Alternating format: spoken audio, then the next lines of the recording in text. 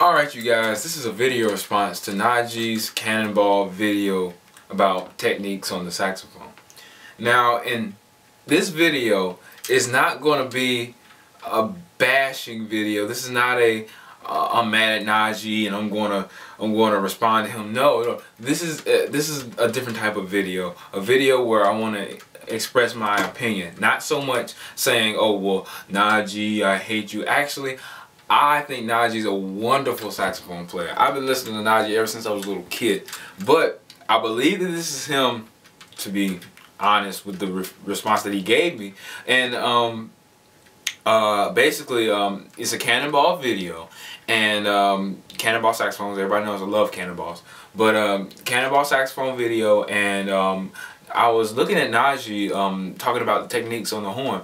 And I've seen various Cannonball oriented videos. Now, one video where Kirk Williams used just the technique of circular breathing while he's talking about his acronym ASTWO, always something to work on. Now I was like, oh okay, well then I should maybe implore or take on a technique in which I use this technique circular breathing in. And when I see Najee's video and I respond to it, he doesn't circular breathe like Kirk Williams does. So I'm sitting here like, well, what should I do? But actually, Najee had responded to me and he said, well, circular breathing is not a good warming up tactic.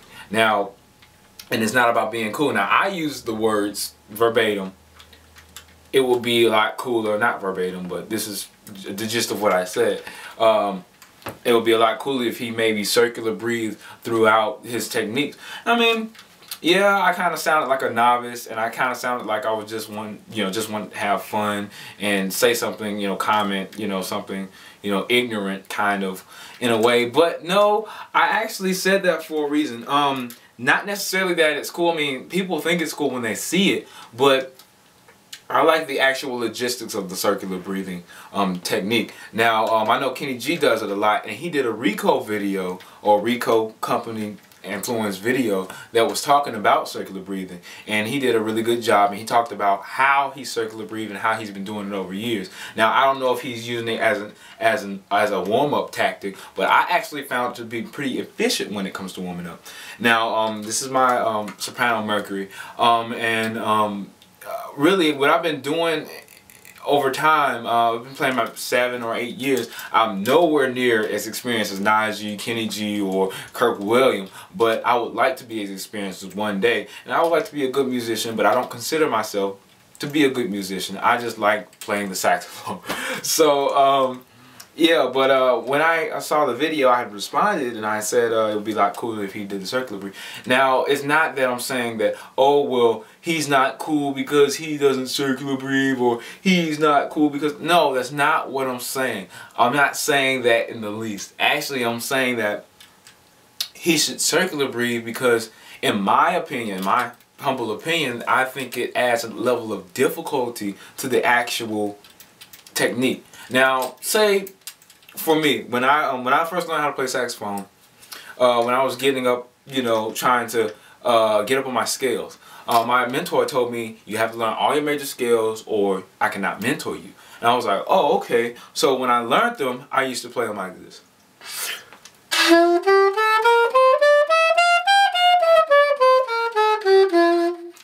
Actually, I used to play them like this.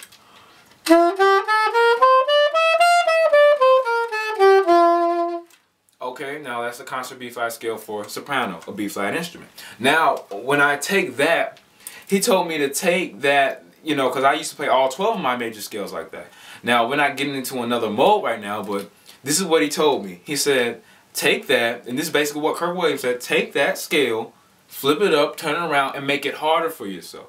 Now, I took that concept, and I was like, well, okay, let me see. And he said, try to take the ninth. That's a step up from the scale. I'm pretty sure Najee knows this already.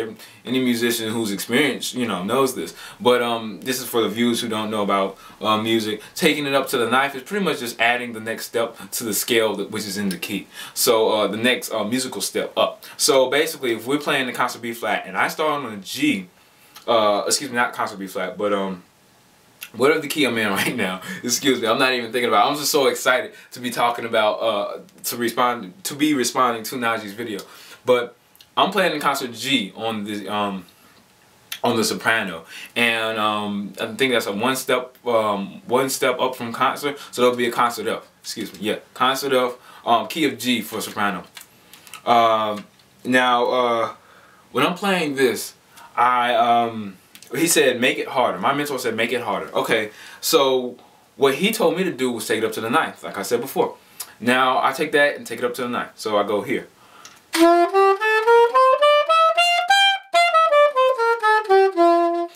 Basic. I'm just trying to get through the scale to show the basic concept. But then he told me to make it harder for yourself, not just taking his little technique, but playing it slow and consistent with the metronome. Everybody knows this. Then try to make it faster. If you mess up, do it again until you get it completely correct. Slow, consistent with the metronome, etc. So I took that and employed that. Now I started to look at more videos on YouTube. Then I came across the Kenny G video where he was circular breathing. I said, hey, this is a neat trick. Let me learn this. Now I learned it, and I know the benefits of it, and I know the flaws of it. I know that it kills your tone quality. I know it kills the mess out of your tone quality. Now, especially when you're doing it and you're first doing it, when you're trying to make the transition from breath to breath seamless, that is a hard technique to actually try to do, and it really doesn't add any level of musicianship. I understand where you're coming from when you say that. And my mentor was listening to me do it one day, and I told him, I said, hey, I can circular breathe. What does this mean? What should I do with this? And he was like, well, if you can do that, try to make it harder for yourself. He never said that it was a bad thing, and I'm not saying that you said it was a bad thing, but I'm just saying he never said not to use it when you're warming up.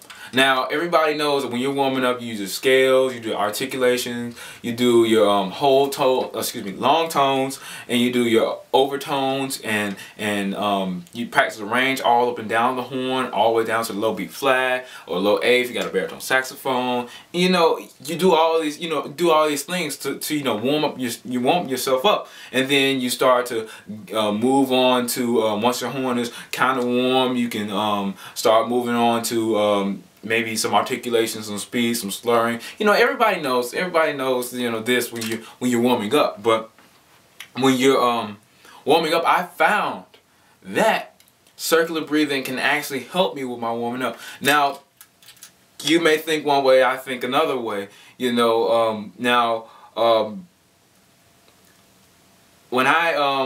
was in high school, see, this is why I believe circular breathing is good for warming up. When I was in high school, I used to play the pep band, the pit orchestra. I just wanted to play every band that they had because I wanted to see what the saxophone's position was in these bands. What I would do as a saxophone player in a concert style, setting, in a symphonic style setting, in a jazz ensemble setting. What would I do as a saxophone player? And then I kind of, marching band setting. Now, marching band is a band that really had a lot to do with my circular breathing. Now, when I was in marching band, what you have to do is you have to stand out in these terrible conditions for an instrument. You have to be outside in terrible conditions for an instrument, terrible conditions for reeds, pads, all that stuff for saxophone players. Now, I've been in marching band for like 6 years. I've been marching for like 6 years. Now, they tell you to keep warm air into your horn. Why? Because it keeps your pads warm. It keeps you from making a tuning error, even though you're still not going to be in good tuning if you're in an extremely hot condition, extremely cold condition. So they tell you to keep air into your horn. Well, I was like, well, how do I keep air in my horn without going like this? Because eventually, that stored air that you're putting into the horn is going to escape extremely fast, especially if it's like 36 degrees outside. And yes, I have been outside in really, really cold weathers, to be marching. And I do spend hours and hours and hours and hours and hours in marching band with my saxophone. So I'm like, well, if I want to do this and I want to still have, good sound, I have to keep my instrument warm, right? So what I decided to do was circular breathe through my instrument. So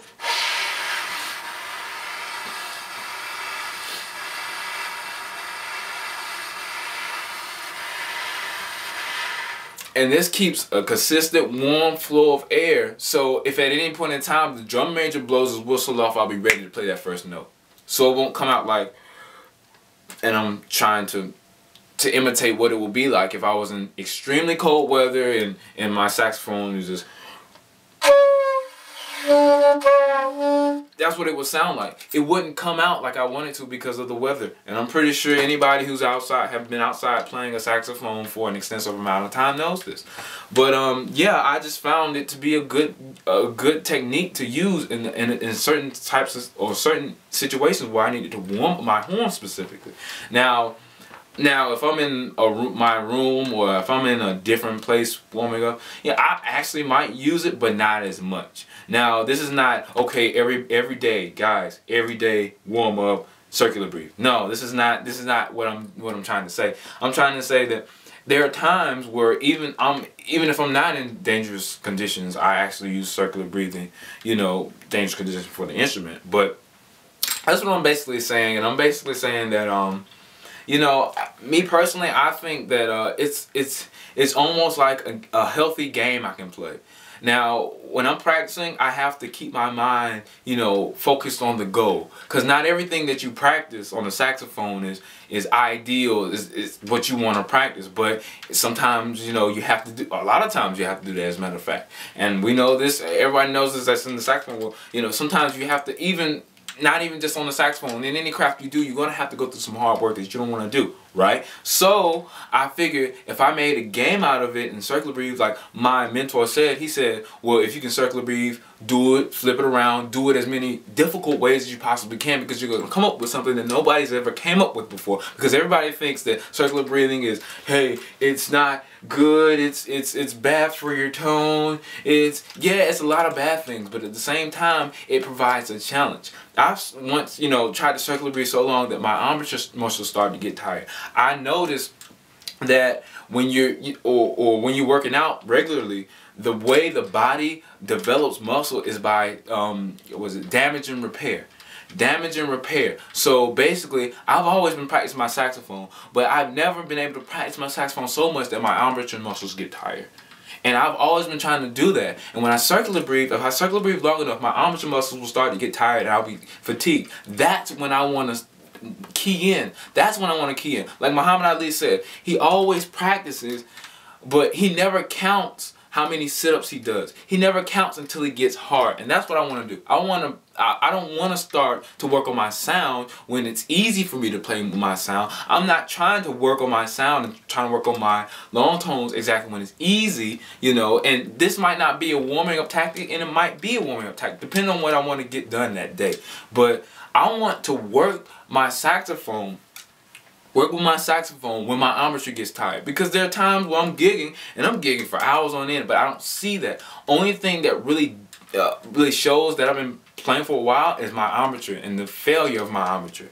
So I want to be able to use my embouchure up so much in practice that my embouchure's about to fall off. My mouth feels like it's about to fall off my face. That's what I want. Because one day I was practicing Charlie Parker's Confirmation, and I kept practicing, and it's a pretty brutal song. But when you practice it, the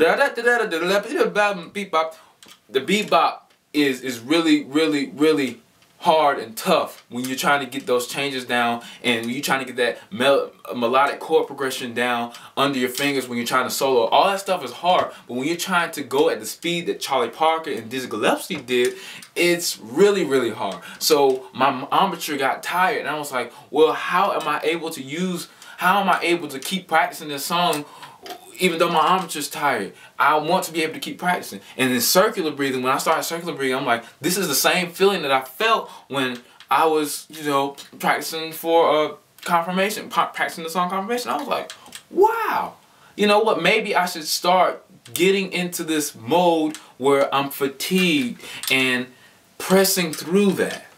That's what I want to, that's ultimately what I was saying, you know. So in my opinion, I can still utilize circular breathing, and I stress, go see Kurt Williams' video. I don't know if it's necessarily for warming up or, you know, but it's really neat how he uses the the circular breathing technique to bring his ideas and points together, because in his video he says ASTWO, always something to work on. If you're always circular breathing and you're trying to make it better, at the same time you're trying to focus on, if you're so focusing on more than one thing at one time, and you're able to at some level master it, or whatever word that you want to put, whatever creative adjective to put, where you've reached that level that you, okay, I can move on to the next thing, I have this, you know, down to a certain degree, then hey, I feel as though this is actually a way making things harder. So I know this is a long-winded video and I'm talking a lot, but I really do like Najee as an artist. I like all of Cannonball's videos. But I really think that circular breathing can be really good as, you know, a way to warm up.